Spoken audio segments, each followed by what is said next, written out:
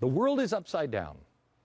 And I have been praying and praying and praying, looking for an answer.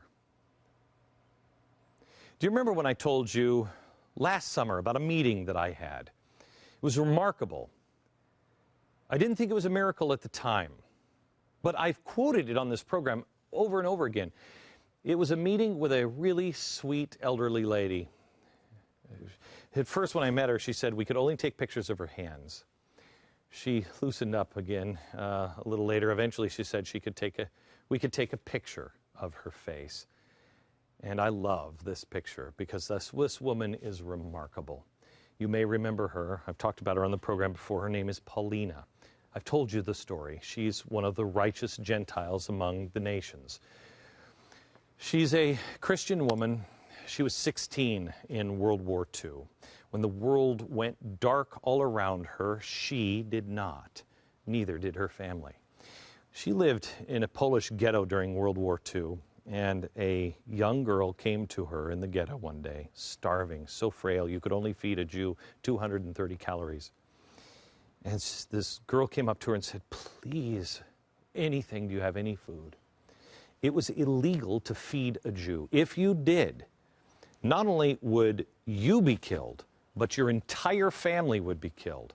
Most wouldn't risk the consequences of helping their fellow man. She told this young girl, "Meet me here tomorrow." They sat down at the dinner table as a family, and Paulina said, I told somebody that I will help feed them tomorrow. Everybody put their forks down and stared at Paulina for a while. And that's when her mother got up and put on a pot of soup. The family had made their decision. Paulina brought it, a bowl of soup, to that girl the next day. And from there, they just kept going. Eventually, the family saved the lives of 500 Jews. And it all started with a bowl of soup. It took me about a week to understand that. When I got home, I told that story to my kids again, and I said, I understand it. She had one decision to make. Will I go over the cliff with the rest of humanity, or will I remain a human being? She told me that was the secret. Along with God, those are the two things. You have to have something that's bigger than you that you answer to. And she said, you have to remember that the righteous did not suddenly become righteous. They didn't hop into a Superman cape on the other side of a phone booth.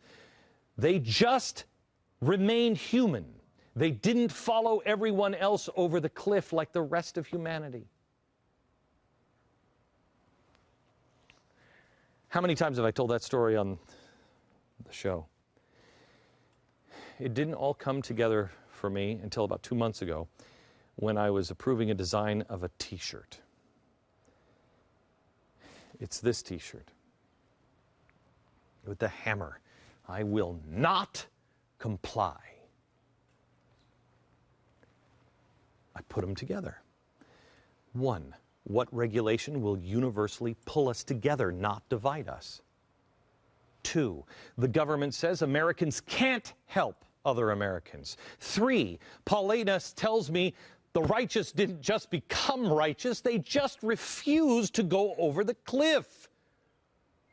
The one thing we can all agree on, when the government tells you that you cannot do it, when you cannot feed somebody who is hungry, deep down we all know that's wrong. We feel it, we know it, but we don't say anything. And if we don't stand up and say, I will not comply no matter what the consequences are, if we don't do what is right, eventually that instinct in us, it's like a pilot light. It goes out.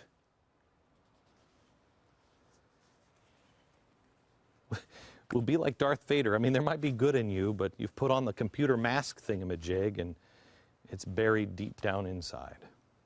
It will fundamentally change us. That is the problem we're facing today. America is great because America is good. They want us to stop being good. The minute we let 80,000 pages of regulation keep us from doing what is right for our fellow human being, it's lights out.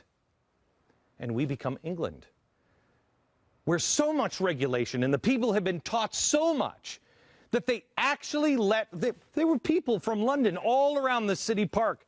And there was a person who had an epileptic seizure, and he fell into 3 feet of water face down, and people let him drown to death because nobody wanted to get involved. And then when the rescue teams did, they didn't have the proper certification to jump into the water that was 3 feet high. Screw the certification, man. Jump in the water. I will not comply. I will not go over the cliff with the rest of humanity. That's the secret that allows us to be who we are. It allows us to unite with people. Who's going to argue that feeding the homeless is a bad thing?